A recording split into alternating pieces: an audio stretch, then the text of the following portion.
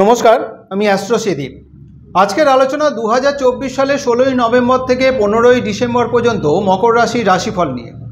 মকর রাশির অধিপতি শনি, আর এই মকর রাশি জাতক জাতিকাদের বিশেষ কিছু চারিত্রিক গুণ বা চারিত্রিক বৈশিষ্ট্য লক্ষ্য করা যায়। বিশেষত এই সমস্ত জাতক জাতিকার চিন্তা ভাবনার মধ্যে একটা সুস্পষ্ট ব্যক্তিত্বের পরিচয় যেমন পাওয়া যায়, তেমনই এদের মন খুব দৃঢ় হয়। ন্যায় নীতি মেনে চলাই কিন্তু এদের বিশেষভাবে পছন্দ। ন্যায় নীতি মেনে চলতে এরা বিশেষভাবে পছন্দ যেমন করে, তেমনই কেউ যদি কোনো রকম বিপদে পড়ে, এটা সাধ্য মতো তাকে সাহায্য করার একটা চেষ্টা বা চিন্তাভাবনা এদের মধ্যে দেখা যায়। সুতরাং এই চারিত্রিক গুণ বা চারিত্রিক বৈশিষ্ট্য বিশেষভাবে কিন্তু মকর রাশির জাতক জাতিকার মধ্যে লক্ষ্য করা যায়। মূল আলোচনায় যাওয়ার আগে প্রথমে কিন্তু এই সময়কার গ্রহদের অবস্থানটা একটু জেনে নেব। কারণ বর্তমান সময়ে গ্রহদের অবস্থানের পরিপ্রেক্ষিতে যেহেতু রাশিগত ফলাফল, তাই এই সময়ে গ্রহরা কে কোথায় অবস্থিত রয়েছে সেটা আমাদের জানাটা একটু প্রয়োজন আছে। প্রথমত রাশি অধিপতি শনি দ্বিতীয় রাশিতে অর্থাৎ কুম্ভ রাশিতে শতবিশা নক্ষত্রে অবস্থিত। বাকি গ্রহদের মধ্যে রাহুর অবস্থান মীন রাশিতে, বৃহস্পতি বক্রী অবস্থায় বৃষ রাশিতে, সাথে চন্দ্রের অবস্থিতি। কর্কট রাশিতে মঙ্গল, কন্যা রাশিতে কেতু, বৃশ্চিক রাশিতে রবির সাথে বুধের অবস্থিতি, ধনু রাশিতে শুক্র। এই হচ্ছে এই সময়কার গ্রহদের অবস্থিতি। এবারে আসুন মূল আলোচনায়। অর্থাৎ এই সময়ের মধ্যে মকর রাশি জাতক জাতিকাদের কোন কোন দিক শুভ, কোন কোন দিক অশুভ, অর্থাৎ তাদের শরীর স্বাস্থ্য কেমন থাকবে, মকর রাশি জাতক জাতিকাদের অর্থনৈতিক অবস্থাটাই বা কেমন থাকবে, যারা লেখাপড়ার সাথে যুক্ত রয়েছেন তাদেরই বা সময়টা কেমন, যারা চাকরিজীবী, যারা ব্যবসায়ী, যারা দাম্পত্য জীবনযাপনের সাথে যুক্ত রয়েছেন, অথবা যারা শিল্পী, কলাকুশলী কিংবা অন্যান্য বিভিন্ন পেশার সাথে যুক্ত রয়েছেন তাদেরই বা সময়টা কেমন। অর্থাৎ সার্বিকভাবে মকর রাশি জাতক জাতিকাদের এই সময়টা কেমন যাবে সেটা নিয়েই আলোচনায় আসবো। প্রথমেই আসবো শরীর স্বাস্থ্য বিষয় নিয়ে। মকর রাশি জাতক জাতিকাদের এই সময়টা কিন্তু স্বাস্থ্য বিষয়ে ভালো মন্দ মিলিয়ে চলবে। কারণ রাশি অধিপতি এবং রাশিতে মঙ্গলের দৃষ্টি থাকার কারণে এই সময় কিন্তু মাঝে মধ্যে শরীর স্বাস্থ্য নিয়ে একটা উদ্বিগ্নতা, একটা অস্থিরতার মধ্যে দিয়ে চলতে হবে। বিশেষত চোখ, দাঁত, মাথা কিংবা বাত সংক্রান্ত কারণে মাঝে মধ্যে কিন্তু একটা সমস্যা দেখা দেওয়ার সম্ভাবনা থাকছে মাসের দ্বিতীয় ভাগে। অর্থাৎ ডিসেম্বর মাসের 2 তারিখ থেকে শুভ গ্রহ শুক্রের অবস্থান রাশিতে থাকার কারণে ধীরে ধীরে কিন্তু শরীর স্বাস্থ্যের দিকটা শুভত্বের দিকে পরিবর্তিত হবে। যারা বিদ্যা শিক্ষার সাথে যুক্ত রয়েছেন, বিশেষত প্রাথমিক বিদ্যার্থী যারা রয়েছে তাদের জন্য এই সময়টা বিশেষত শুভই বলা চলে। কারণ চতুর্থ রাশি অধিপতি সপ্তম রাশিতে অবস্থিত হয়ে রাশিতে দৃষ্ট হওয়ায় এই সময় কিন্তু পড়াশোনাকে কেন্দ্র করে যথেষ্ট পরিমাণে পরিশ্রম করার মানসিকতা থাকবে। আর এই মানসিকতা, পরিশ্রম করার মানসিকতাই কিন্তু সফলতার দিকে এগিয়ে নিয়ে যাবে।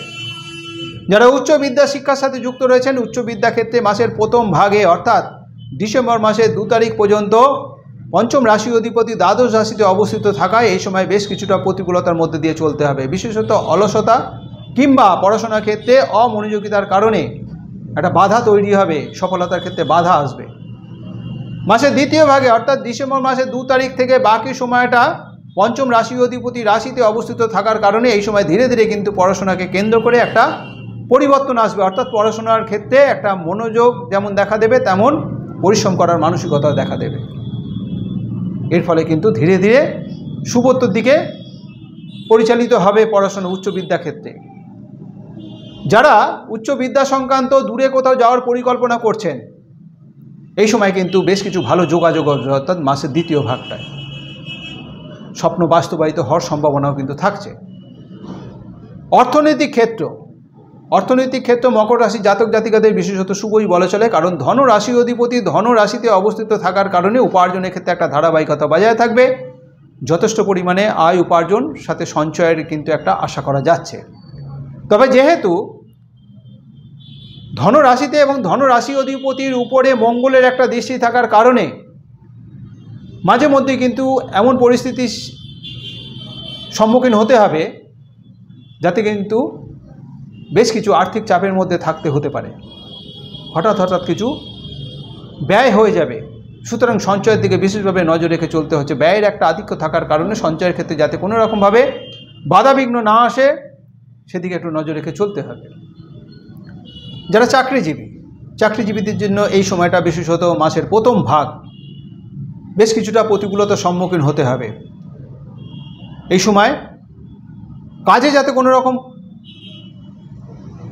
খারাপ পরিস্থিতি না আসে, কাজে কর্মে যাতে কোনো রকম ভুলভ্রান্তি না হয় সেদিকে বিশেষভাবে যেমন নজর রাখতে হচ্ছে। ঊর্ধ্বতন কর্তৃপক্ষ এবং সহকর্মীদের সাথে যাতে সুসম্পর্ক বজায় থাকে সেদিকে কথাবার্তা এবং আচার আচরণে বিশেষভাবে নজর রেখে চলতে হবে। এই কথাবার্তা এবং আচার আচরণের জন্য কিন্তু সম্পর্ক নষ্ট হওয়ার সম্ভাবনা থাকছে, সেক্ষেত্রে কর্মক্ষেত্রে এর একটা খারাপ প্রভাব আসার সম্ভাবনা থাকবে, সেদিকে বিশেষভাবে নজর রেখে চলতে হবে।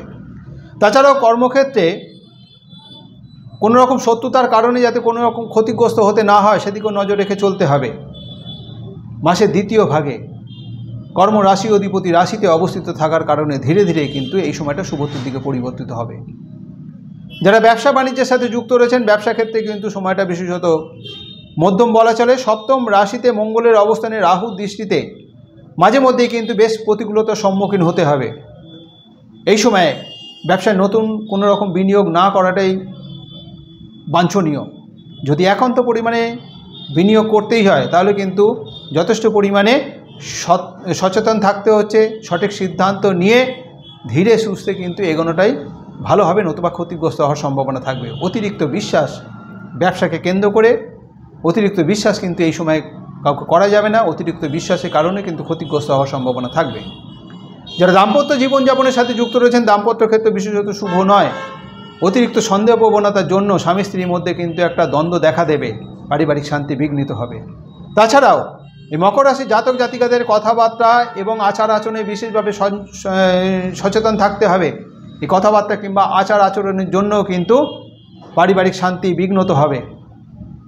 পরিবারের অন্যান্য সকল সদস্য আত্মীয় স্বজন কিংবা বন্ধুবান্ধবের সাথে যাতে সুসম্পর্ক বজায় থাকে, যাতে কোনো রকম ঝামেলা ঝঞ্ঝাট তর্ক বিতর্ক কিংবা দূরত্বের সৃষ্টি না হয় সেদিকে বিশেষভাবে নজর রেখে চলতে হবে। এই সময় কিন্তু একটা সম্পর্ক ছিন্ন হওয়ার সম্ভাবনা থাকছে। যারা সম্পর্কের সাথে যুক্ত রয়েছেন অর্থাৎ প্রেমিক প্রেমিকা তাদের মাসের প্রথম ভাগে বেশ কিছুটা বাধার সম্মুখীন হতে হবে। একটা হতাশা ভাব কিন্তু এই সময় দেখা দেবে সম্পর্ককে কেন্দ্র করে। মাসের দ্বিতীয় ভাগে একটা শুভ পরিবর্তন আসবে, ওই সময় কিন্তু ধীরে ধীরে আবার সম্পর্ক আবার বন্ধনে আবদ্ধ হবে। মনের কোনো রকম ইচ্ছা যদি থেকে থাকে এই দ্বিতীয় ভাগে কিন্তু সেটা পূরণ হওয়ার সম্ভাবনা থাকছে, এবং দ্বিতীয় ভাগে এমন কিছু সংবাদ আসবে যেটা কিন্তু আনন্দিত করবে, মনকে খুব আনন্দিত করবে। যারা অবিবাহিত দীর্ঘদিন ধরে যোগাযোগের জন্য চেষ্টা করছেন, বিবাহিত যোগাযোগের জন্য চেষ্টা করছেন, তাদের জন্য কিন্তু এই সময়টা খুব একটা শুভত্বের বার্তা থাকছে না, যোগাযোগের ক্ষেত্রে একটা বাধা তৈরি হবে। যারা শিল্পী কলাকুশলী মাসের প্রথম ভাগ সমস্যাবহুল, নানা রকম প্রতিকূলতার সম্মুখীন হতে হবে। দ্বিতীয় ভাগ ধীরে ধীরে কিন্তু অবস্থা শুভত্বের দিকে পরিবর্তিত হবে, যোগাযোগ বৃদ্ধি পাবে, আয় উপার্জন বৃদ্ধি পাবে, এমনকি কর্মকে কেন্দ্র করে দূরে কোথাও ভ্রমণেরও কিন্তু একটা সুযোগ আসবে। যারা অন্যান্য বিভিন্ন পেশার সাথে যুক্ত রয়েছেন তাদের জন্য এই সময়টা কিন্তু ভালো মন্দ মিশিয়ে চলবে, কখনো ভালো কখনো মন্দ। মকর রাশি জাতক জাতিকারা যারা উত্তরাষাঢ়া নক্ষত্রে জন্মগ্রহণ করেছেন তাদের জন্য নভেম্বর মাসের 19, 21, 26, 30 এবং ডিসেম্বর মাসে 3, 5, 9, 12 তারিখ শুভ। যাদের জন্ম নক্ষত্র শোভনা তাদের জন্য নভেম্বর মাসের 17, 22, 27, 29 এবং ডিসেম্বর মাসের 4, 6, 10 এবং 13 তারিখ শুভ। যাদের জন্ম নক্ষত্র ধনিষ্ঠা তাদের জন্য নভেম্বর মাসের 20, 23, 25, 28 এবং ডিসেম্বর মাসের 1, 5, 11 এবং 14 তারিখ শুভ। শুভ দিক হিসেবে দক্ষিণ দিক অথবা পশ্চিম দিক, শুভ বার শনিবার এবং বুধবার, শুভ রং নীল রং এবং সবুজ রং। যে কোনো শুভ কাজের দিন যদি শনিবার অথবা বুধবারটাকে বিশেষভাবে ব্যবহার করা হয় এবং তার সাথে সাথে শুভ কাজের দিনে যদি নীল রং অথবা সবুজ রঙের পোশাককে যদি ব্যবহার করা হয় তাহলে শুভ ফল লাভের সম্ভাবনা অনেকাংশে বৃদ্ধি পাবে। আমার এই যে আলোচনা, এই যে রাশিগত ফলাফল, এটা বিশেষত এই সময়কার গ্রহদের অবস্থানের পরিপ্রেক্ষিতেই। মকর রাশি জাতক জাতিকাদের ব্যক্তিগত জন্ম রাশিচক্রের গ্রহদের অবস্থান যদি শুভত্বের দিকে ইঙ্গিত দেয় এবং তার সাথে সাথে বর্তমান গ্রহদের দশা অন্তর্দশার ফলাফল যদি শুভ হয় তাহলে শুভ ফলের পরিমাণ যেমন বেশি হবে, তেমনই মকর রাশি জাতক জাতিকাদের ব্যক্তিগত জন্ম রাশিচক্রের গ্রহদের অবস্থান যদি অশুভ অবস্থায় থাকে এবং বর্তমান গ্রহদের দশা অন্তর্দশার ফলাফল যদি অশুভত্বের দিকে ইঙ্গিত দেয় তাহলে শুভ ফল লাভের সম্ভাবনা অনেকাংশ কম হবে। সুতরাং বর্তমান গ্রহদের গোচরগত অবস্থানের পরিপ্রেক্ষিতে যে রাশিগত ফলাফল, তার সাথে মকর রাশি জাতক জাতিকাদের ব্যক্তিগত জন্ম রাশিচক্রে গ্রহদের অবস্থান এবং বর্তমান গ্রহদের দশা অন্তর্দশার ফলের মধ্যে একটা বৈষম্য, একটা তারতম্য হতেই পারে। আমার এই আলোচনা যদি আপনার কাছে গ্রহণযোগ্য মনে হয়, যদি ভালো লেগে থাকে, অবশ্যই লাইক এবং শেয়ার আশা করব। যারা এখনও পর্যন্ত আমার এই চ্যানেলটিকে সাবস্ক্রাইব করেননি, আমার পরবর্তী ভিডিও, পরবর্তী আলোচনাগুলোর লিঙ্ক পেতে অবশ্যই চ্যানেলটিকে সাবস্ক্রাইব করে নেবেন। আজ এই পর্যন্তই। ভালো থাকবেন, সুস্থ থাকবেন। ধন্যবাদ।